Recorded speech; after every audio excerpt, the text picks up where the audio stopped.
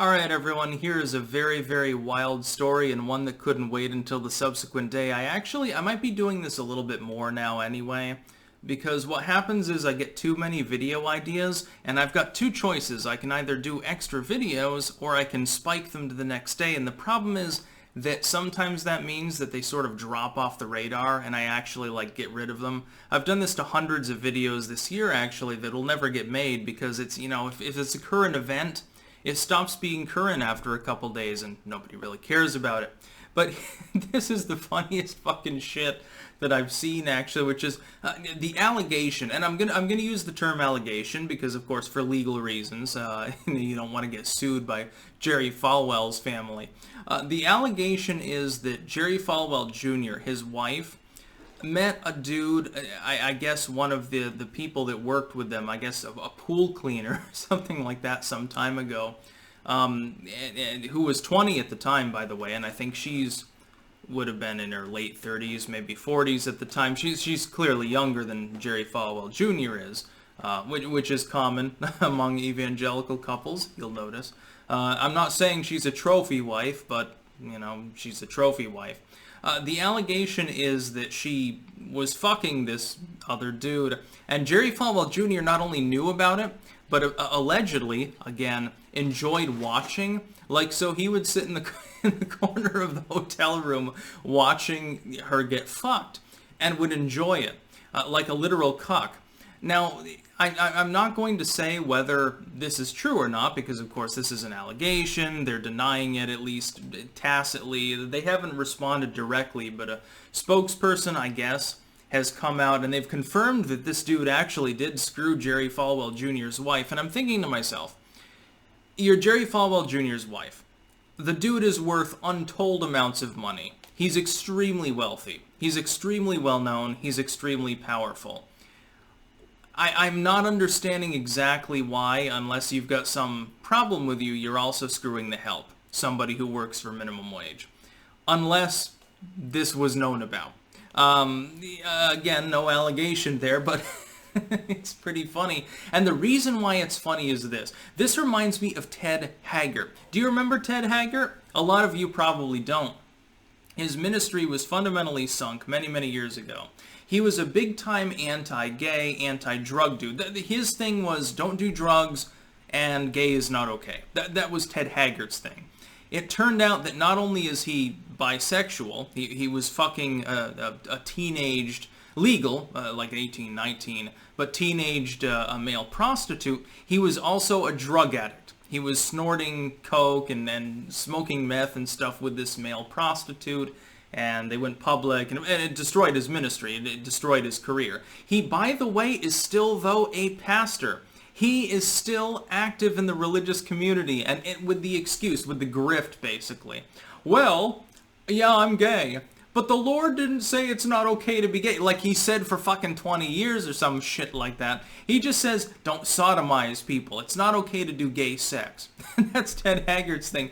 There are people who still fucking follow him in his fucking ministry. You remember Peter Popoff and all these others? Every single one of these fuckwads had a grift. Every goddamn single one of them. Miracle water. I can sell you a cure. It will take care of your arthritis.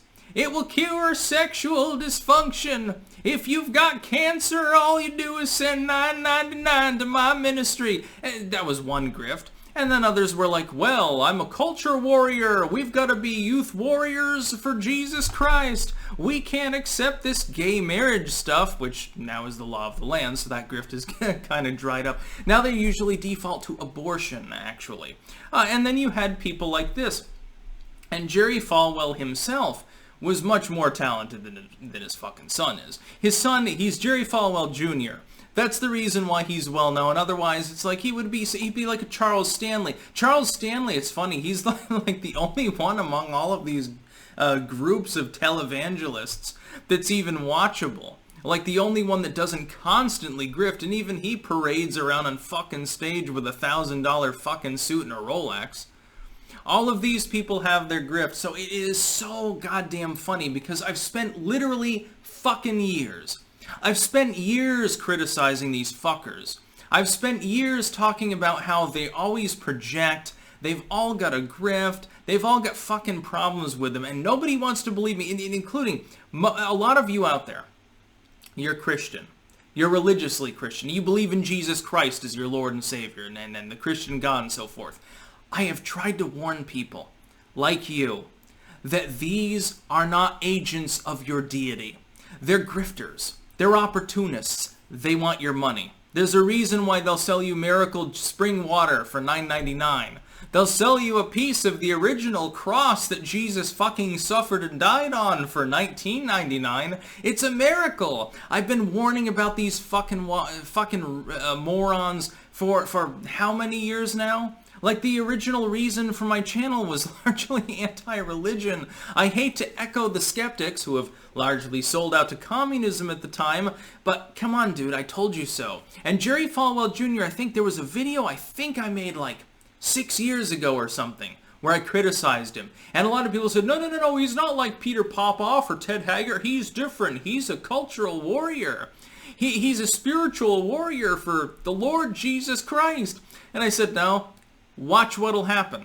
Because every goddamn fucking single one of these people, number one, they're fallible human beings. You give a fallible human being, you want to destroy a man, give him everything that he wants. Give these people millions of dollars and an extremely famous name, and give them wide latitude and an excuse to travel around, potentially without their spouse. What the fuck do you think is gonna fucking happen to most of these people? They don't have a spiritual bone in their body. That's why they're wealthy.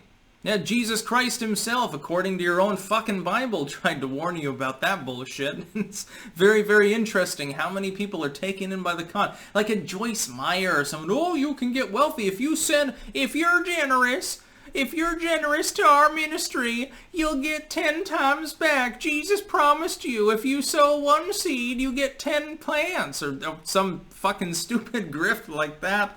Oh my God, it's so fucking funny. And people are still taken in by, even when they watch them fall one by one. Again, Ted Haggard, Peter Popoff, now Jerry Falwell Jr. apparently again likes watching his wife get fucked. And while there's nothing necessarily terribly wrong with that, if that's the sort of stuff that they're into, the dude claims to be a traditionalist, very family friendly, traditionalist in the marital sense and so forth, and it's just not real. I've warned over and over about this, and nobody fucking pays me.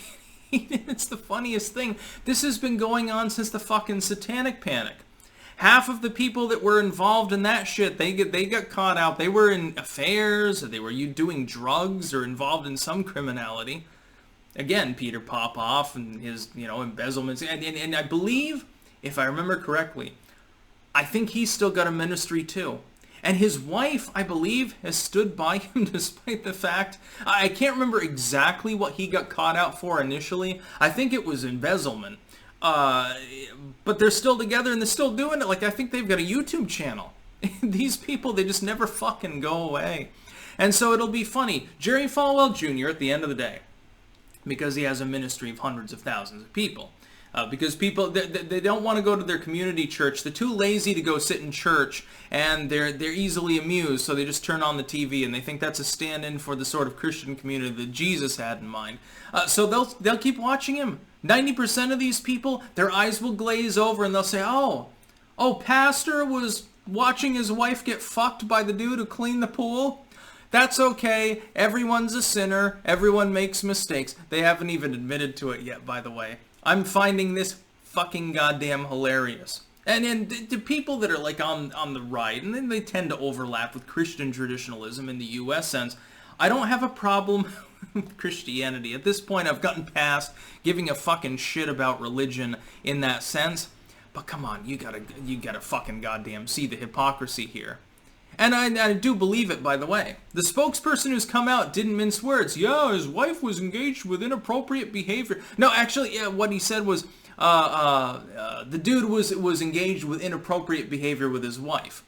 Oh, no. His wife didn't do anything. Yeah, she took her pants off, and she spread her legs open, and she fucked the dude, but that's on him. The sin is on him, says Jerry Falwell Jr. Yeah, I watched my wife get fucked.